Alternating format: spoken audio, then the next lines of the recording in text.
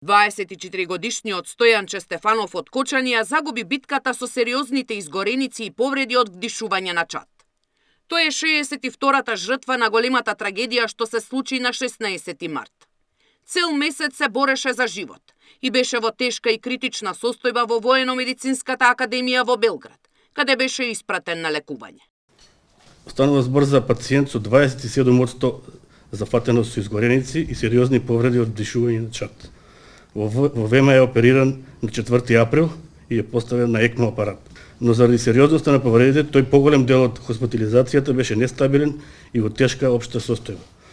Стефанов по пожарот во Пулс бил прво хоспитализиран на Карел, но по направената медицинска тријажа и сериозните повреди на горните дишни патишта и белите дробови, како и степенот на изгореници, бил веднаш транспортиран на лекување во ВМА во Белград.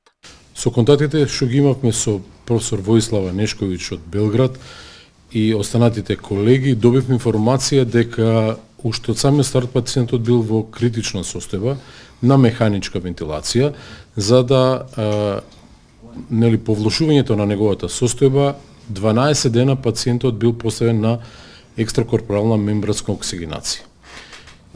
Влошувањето настапува во раните сати.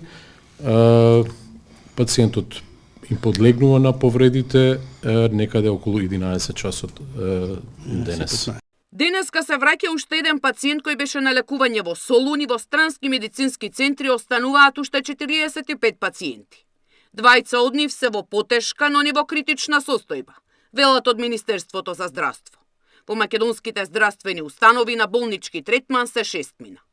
Во големата трагедија во Кочани починаа 62 лица, околу 200 беа повредени.